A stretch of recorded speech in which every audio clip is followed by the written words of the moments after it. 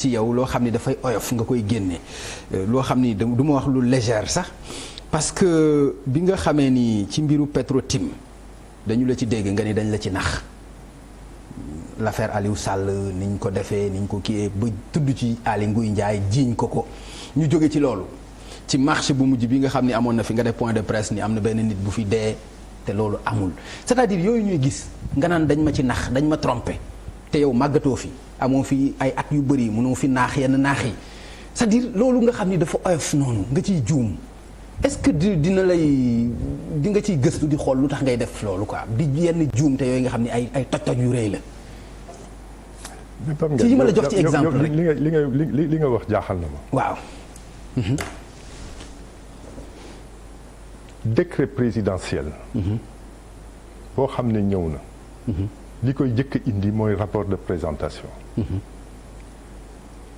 rapport de présentation ministre koy signé. lu tax ministre di ko signé ndax service yëpp ñu nga ca ministre ba. bu ñu desee ci mbirum pétrole. lépp loo xam ne ñu ngi jëm ci pétrole ak gaz ñu ko féetalee ci ministre bi loola. liggéey bi ba noppi nag bu doon ci biir gouvernement te solidarité gouvernementale xaw ma ndax xam nga ci dara waaye dafa am un gouvernement c'est collégial. amul contrôle boo xam ne dañu ne premier ministre yaa ko war a contrôler la responsabilité te loolu jurisprudence française notamment leer na nañ. ministre bi mooy engagé responsabilité. bu fekkee ne nee na société bii nga xam ne Franck Timis moo ko taxawal. Aliou Sall di ko diriger te waxu ko sax kooku dina ci dellu si itam muy loo xam ne li dafa am solo. société bii nii ak nii ak nii la mel respecté na loi. bind ko signé ko mu ñëw ci table conseil des ministres. waaw loolu loo ci mën yow da ngay jàpp ne lu ñëw rek fen a ngi ci wala dañ ko làq dafa am loo xam ne c'est de la tromperie. loolu mënul ne sinon kon kenn du liggéey. mais ancien non PM non xam nga loolu aussi li ngay wax nii loolu dafa yomb parce que bëgg a jël responsabilité bi indi sa jurisprudence française teg ko ci kaw ministre bi en tant que premier ministre chef du gouvernement te yow mu leer la ni am na loo xam ni tey bu amoon sa gouvernement mën ci am problème yaakaar naa ne même bu la ko indilee pour nga signer ko war nga ko mën a xool xam lan moo ci nekk am na wala amul loolu xanaa mooy li gën a tuuti pour nga def ko ci. wala ngay gëmm sa bët rek ni li mu la si wax rek noonu la da nga ak solidarité gouvernementale. non contrôle dina am waaye ci kaw logique waaye bu la nee société bi ce sont des milliardaires waxewu ko noonu mais ce sont des gros investisseurs asiatiques qui sont excellents loo ciy contrôler. Ah bon. mais évidemment. mais la confiance n'exclut pas le contrôle. maanaam. mais c'est pas kóolute dàqul lañ ba dàqul nga gis non du mbirum confiance. waaw. yow nag dafa am loo xam ne dégguloo ko. mais le gouvernement est collégial c'est de la répartition de responsabilités ku nekk ak sa wàll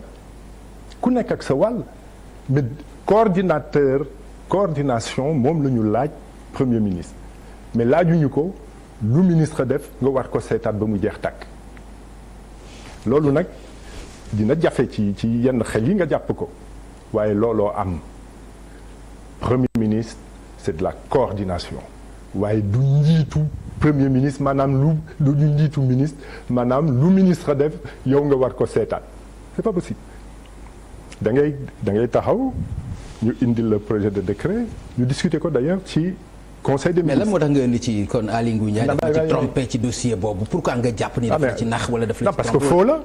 waaw parce que moom bi yore dossier bi xam na ne Petro-Tim ak Petro-Asia duñu ay sociétés yoo xam ne ci yoon war nañ leen a jox teenu pétrole te dafa ne sociétés yi benn yàgg nañu ci pétrole te muy société boo xam ne dañ ko créé woon même pas un mois avant am nañu alal bu dul jeex Petro-Asia 5 millions de capital la am ma mës naa wax ci benn émission ne 5 millions de capital mooy njëgu tout venant le auto tout venant mais loolu bu ñu la ko waxee nga daal di ko gëm mieux am na koo xam ne féete na ko premier ministre muy président de la République.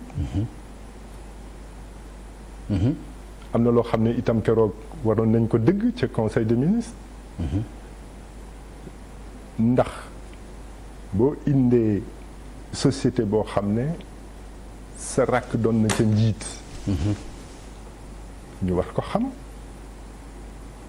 boo indee société boo xam ne inspection générale d'État mi ngi koy saytu ndax am na lu ci amoon.